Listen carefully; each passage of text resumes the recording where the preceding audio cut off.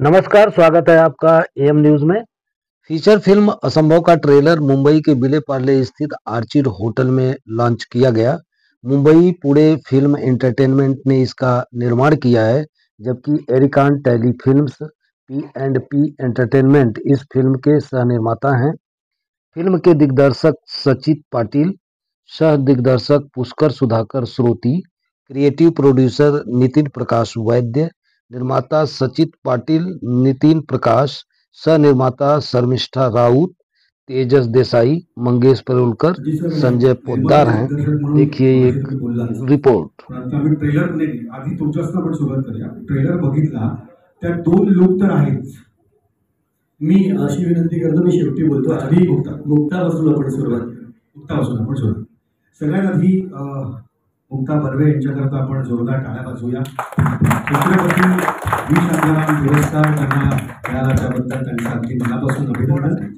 आणि आता असंभवमधून तुम्ही आम्हाला भेटायला येत आहेत.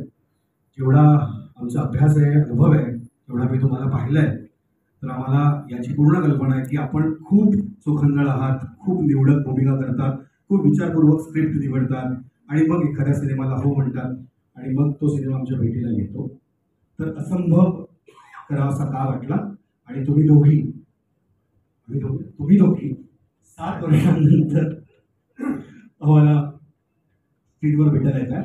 या 2 प्रश्नांची उत्तरं तुमच्याकडे अपेक्षित आहे. नमस्कार. ट्रेलर सगळ्यांनी बघितलं असेल, तुमच्याबरोबर पहिल्यांदा बघितला आणि खूप छान झाला आहे ट्रेलर. असंभव सिनेमाची गोष्ट ही त्याची पहिली ताकद होती आणि ज्या 750 नरेशन्स विषयी बोललं गेलं त्यातलं एक नरेशन माझ्या घरी झालं होतं आणि ते अत्यंत थरारक असं नरेशन होतं आणि सिनेमा लेन्थपेक्षाही जास्त वेळ नरेट प्रत्येक नटाचे सीन त्यांनी जोरदार इंटेन्सिटीने परफॉर्म केलेले होते. त्यामुळे शूट करतानाही आम्हाला कपिल जिथपर्यंत जातो तिथपर्यंत असं नेला पाहिजे असं एक हे होतं. त्यामुळे त्यातला गमतीचा भाग सोडल्यास खरंच आहे की खूप चांगली कथा आणि आता तो शब्द उच्चारायला हरकत नाही खरं तर की पुनर्जन्म ज्यामध्ये आहे अशी कथा. तर इतक्या चांगल्या म्हणजे एक चांगली भूमिका मिळताना नाकीनं मिळतात. तर एखाद्या नटीला 2 चांगल्या भूमिका एकाच चित्रपटात मिळणार असतील तर त्या 2 भूमिकांना मी नाही म्हणणं असंभव. त्यामुळे नाही म्हणाल नाही म्हणूनच सिनेमा संभव झाला. त्यामुळे कथा ही तुझ्यावर येणार नाही त्याच्या पुढे मी नाही म्हणाली असती तर चित्रपट असंभव असं म्हणतो. तर त्यामुळे कथा मग ती कथा घेऊन आलेली सगळी मंडळी सचिन अत्यंत पॅशनेटली या क्षणापर्यंत आणि सिनेमा रिलीज झाल्यानंतरही तो तितकाच पॅशनेटली उभा असेल त्याची मला खात्री आहे. कारण त्याची 3 दारांवरची कसरत होती. तो निर्माताही आहे, तो दिग्दर्शकही आहे, तो प्रमुख नटही आहे, 2 भूमिका तोही साकारतो आहे. त्यामुळे दिसत होतं की काय चाललंय तिकडे.